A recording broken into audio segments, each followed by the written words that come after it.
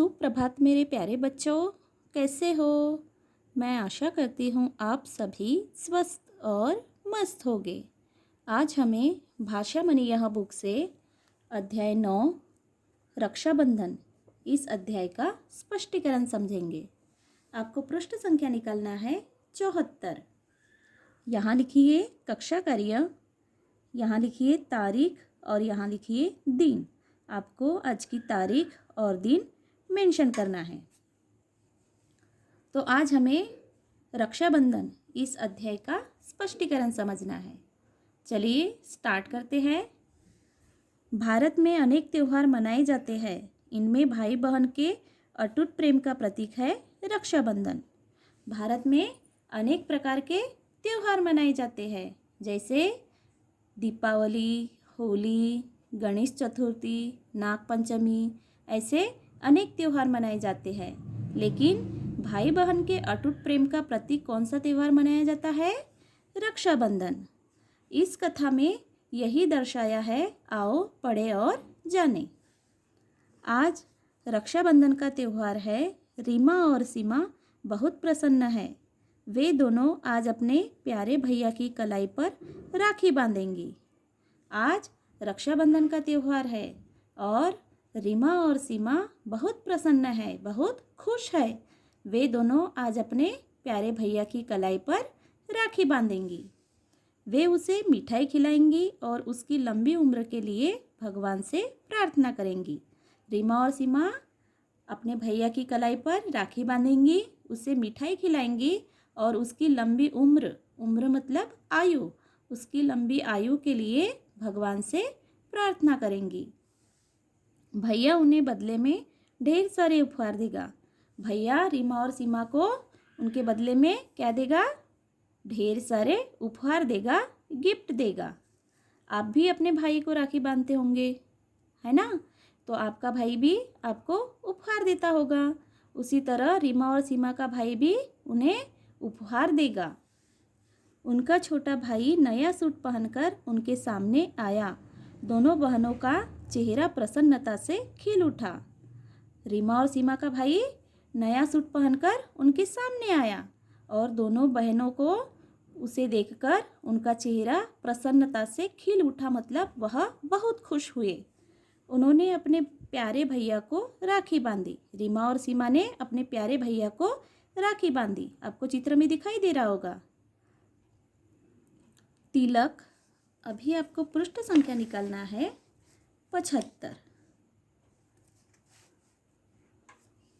तिलक लगाया और मिठाई खिलाई। रीमा और सीमा ने अपने प्यारे भाई को तिलक लगाया और मिठाई खिलाई।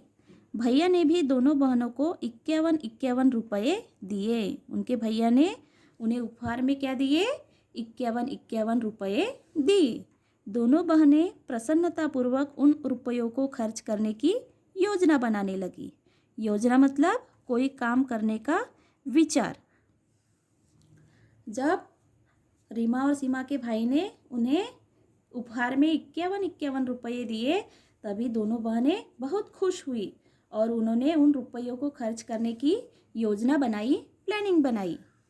हम शाम को सदर बाजार जाएंगी, गुड़िया गुड्डा खरीदेंगी और उनका ब्याह रचाएंगी। उन्होंने क्या सोचा कि हम शाम को सदर बाजार जाएंगे और गुड़िया और गुड्डा खरीदेंगे और उनका ब्याह रचाएंगे, मतलब शादी करेंगे।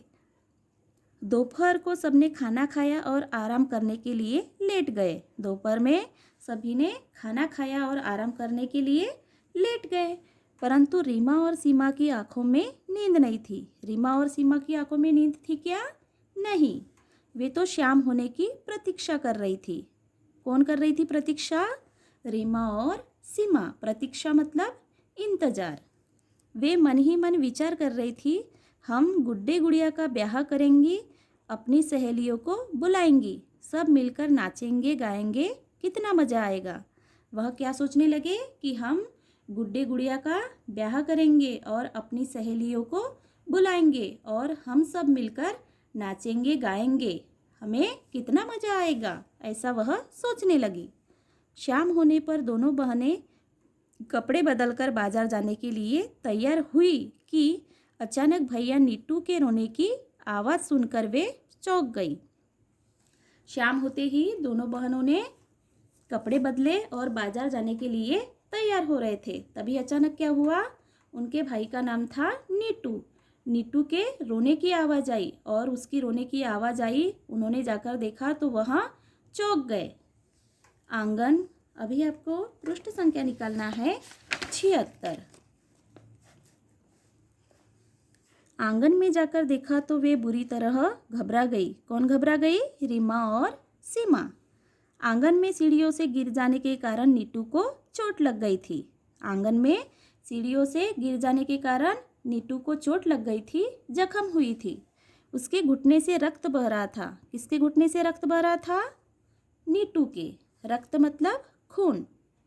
दोनों ने जल्दी से माँ को आवाज़ लगाई और स्वयं डॉक्टर सुरेश को बुलाने दौड़ गए। उन दोनों ने जैसे ही अपने भाई को देखा कि उसके पैर को चोट लग गई है, उसके घुटने से रक्त बह रहा है, वह दोनों ने जल्दी से अपनी माँ को आवाज़ लगाई, बुलाए और स्वयं डॉक्टर सुरेश को बुलाने के लिए दौड़ गई। डॉक्टर साहब तभी किसी रोगी को देखकर घर आए थे।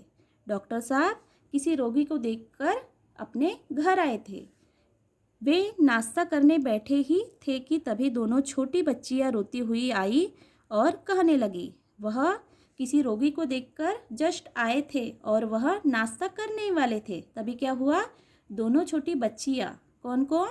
रीमा और सीमा, वह रोती हुई उनके घर गई और डॉक्टर साहब से क्या कहने लगी कि डॉक्टर साहब, हमारे भाई को चोट लग गई है और हमारे पिताजी घर पर नहीं है। उन्होंने क्या कहा डॉक्टर साहब से कि डॉक्टर साहब, हमारे भाई को चोट लग गई है और हमारे पिताजी घर पर नहीं है, आप जल्दी चलिए। डॉक्टर साहब तुरंत ही रीमा और सीमा के साथ चल दिए। उन्होंने नीटू के घाव की सफाई की और दवाई लगाकर पट्टी बांध दी। जब रीमा और सीमा ने दोनों ने डॉक्टर साहब से रिक्वेस्ट की और कहा कि डॉक्टर साहब, हमारे भाई को चोट लग गई है और हमारे पिताजी घर पर नहीं है, तो आप कृपा करके हमारे साथ चलिए। तो डॉक्टर साहब ने क्या किए, उनके साथ तुरंत ही रीमा और सीमा के साथ चल दिए, उनके घर गए और उन्होंने नीटू के घाव मतलब जख्म, नीटू के घाव की सफाई की और दवाई लगाकर पट्टी बांध दी। माँ कुछ सोच ही रही थी कि दोनों बहनें समझ गई। माँ सोचने लगी, क्या सोच रही होंगी कि अभी डॉक्टर साहब को पैसे देना है, ऐसा वह रीमा और सीमा की माँ सोच रही थी। तभी उन्होंने सुबह मिले रुपए निकाले और माँ को दे दिए। किसने दिए? रीमा और सीमा ने। उन्होंने सुबह मिले रुपए निकाले। कौन से रुपए? जो नीटू ने उनको उपहार में 51 रुपए दिए थे, वो रुपए उन्होंने अपने माँ को दिए। माँ का मुँह देखने लगी। माँ उनका मुँह देखने लगी। माँ को आश्चर्य हुआ कि मेरे दोनों बेटियों ने मुझे पैसे दिए। उन्होंने अपनी दोनों बेटियों को छाती से लगा लिया और बोली, ईश्वर तुम्हें सदा सुखी रखे। माँ को आश्चर्य हुआ कि मेरे दोनों बेटियों ने मुझे पैसे दिए। तभी माँ को बहुत अच्छा लगा और उन्होंने क्या किए, अपनी दोनों बेटियों को छाती से लगा लिया और क्या बोले कि ईश्वर तुम्हें सदा सुखी रखे। डॉक्टर साहब फीस लेकर चले गए।